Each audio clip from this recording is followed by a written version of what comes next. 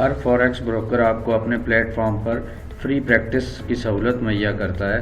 تاکہ real account شروع کرنے سے پہلے آپ کوئی ٹریڈنگ سسٹم بنا لیں یا ڈیمو پریکٹس کر لیں تو اس اکاؤنٹ کو ڈیمو اکاؤنٹ کہا جاتا ہے۔ اس میں جو پیسہ دیا جاتا ہے وہ ورچوئل منی ہوتی ہے اور اس کو آپ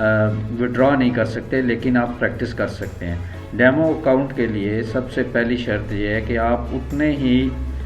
ڈیمو اکاؤنٹ پر پریکٹس کریں جتنے کا آپ نے ریئل اکاؤنٹ کھولنا ہے، اور اس میں ڈیمو اکاؤنٹ کی مدد سے آپ یہ بھی سیکھ لیں کہ ٹریڈز کس طرح اوپن کرتے ہیں، کیسے کلوز کرتے ہیں، کن چیزوں کا خیال رکھا جاتا ہے۔ یاد رکھیں، جب تک آپ پریکٹس اکاؤنٹ یا ڈیمو اکاؤنٹ میں کامیاب نہیں ہو جاتے اس وقت تک اپنا ریئل اکاؤنٹ بنانے کے بارے میں سوچیں بھی نہ، کیونکہ اس طرح سے آپ کو لاس ہو سکتا ہے۔ اور ڈیمو اکاؤنٹ کو آپ ریئل کی طرح سمجھ کے ٹریٹ کریں، ٹھیک ہے۔ کوئی بھی بائنگ یا سیلنگ کرنے سے پہلے آپ کو پتہ ہونا چاہیے کہ آپ کیوں بائی کر رہے ہیں، کیوں سیل کر رہے ہیں، اور لاٹ سائز کون سا یوز کر رہے ہیں، کتنا لاٹ یوز کرتے ہیں تو کتنا نقصان یا فائدہ ہوتا ہے۔ تو اس طرح کی بہت ساری بنیادی باتیں جو میں اپنی ویڈیوز میں آپ کو بتا چکا ہوں، ان کی پریکٹس آپ ڈیمو اکاؤنٹ اوپن کر کے کر سکتے ہیں۔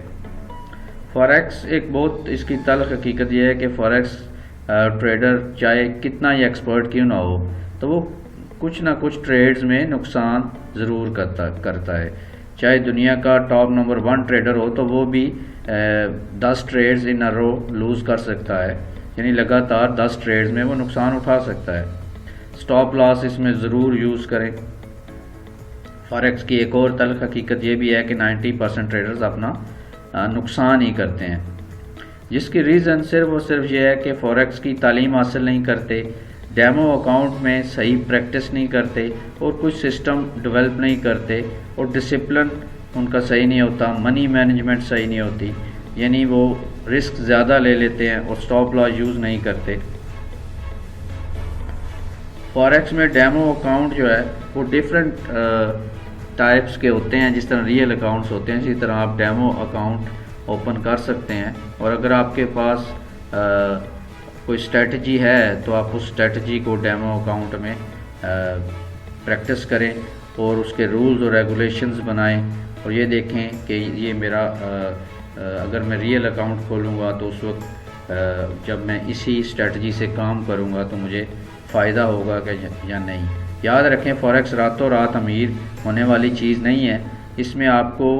بڑے ہی مناسب طریقے سے رسک کنٹرول کر کے چلنا پڑتا ہے، اور slowly and steadily wins the race کی طرح آپ کو آہستہ آہستہ اپنی پروفٹ بنانا پڑتا ہے، اور اسی طرح ہی آپ فوریکس میں کامیاب ہو سکتے ہیں اگر آپ اچھے طریقے سے ڈیمو پریکٹس کریں گے تو۔